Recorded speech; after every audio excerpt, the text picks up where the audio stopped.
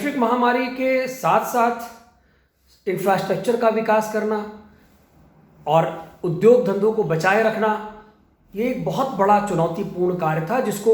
निर्मला सीतारमण, हमारी आदरणीय वित्त मंत्री, और हमारे प्रधानमंत्री नरेंद्र मोदी जी ने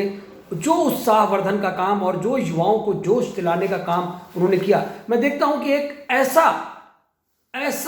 पर्सनैलिटी जो अगर बच्चों का इम्तिहान आता है तो उस इम्तिहान में उनके हृदय में इम्तिहान के भय को निकालने के लिए उनको किस तरह से याद रखना है, किस तरह स्मरण शक्ति बढ़ानी है, इम्तिहान के फोबिया को किस तरह दूर करना है और वह किस किस क्षेत्र में काम करके अपने को आगे बढ़ा सकते हैं, उसके लिए भी सामने आ जाते हैं। तो वो एक पिता की भूमिका में, एक शिक्षक की भूमिका में और एक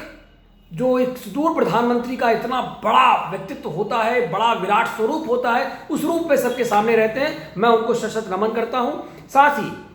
कोरोना के साथ साथ जो स्टार्टअप की लहर लाने में प्रधानमंत्री नरेंद्र मोदी जी ने अभूतपूर्व कार्य किया है और वो इतना सफल रहे हैं कि जनवरी 2016 में जो स्टार्टअप का उन्होंने प्रारंभ किया, उसके इनोवेशन के नए आइडियाज और जो उनका सपोर्ट था, उस सपोर्ट का नतीजा ये है कि जो इकोनॉमिक सर्वे है उसमें यूनिकॉर्न 10 कंपनियां हैं जो यूनिकॉर्न बनने में कामयाब रही हैं, जो ग्लोबल 20 बनी हैं, जिसमें से मैं ईवी की बात करूं तो ओला इलेक्ट्रिकल्स में देखें, भारत रिफॉर्म में देखें, जो भारत रिपे है, रुपीज़ है, इस तरह की कई कंपनीज़ हैं, वे टू पे, ऐसा कई कंपनीज़ हैं जिनको उन्होंने एक बहुत बड़ा प्लेटफॉर्म मिला। अगर मैं हवाई अड्डे की बात करूं, एयरपोर्ट की बात करूं, तो 2016 में कुल देश में एयरपोर्ट्स की संख्या, फंक्शनल एयरपोर्ट की संख्या 62 थी, जो अब बढ़ करके 2021 में 130 हो गई। तो उन्होंने भारत की गति को रुकने नहीं दिया और बराबर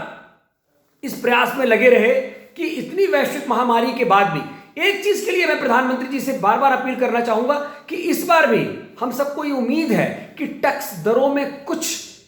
ढांचागत सुधार करके, उसके दरों को कुछ कम करके ज्यादा से और ज्यादा लोगों को इसके दायरे में लाने का प्रयास करना चाहिए, जिससे अगर टैक्स पेज की संख्या बढ़ती है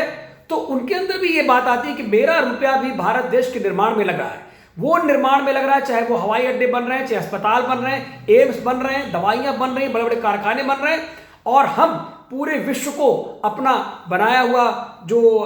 हमारी वैक्सीन है वो सप्लाई भी कर पा रहे हैं, लोगों की सुरक्षा भी कर रहे हैं, लोगों की रक्षा भी कर रहे हैं, और रक्षा के क्षेत्र में भी चाहे वो चीन हो, उससे भी मुकाबले में हम बहुत ऊपर जा रहे हैं। पाकिस्तान बिल्कुल नीचे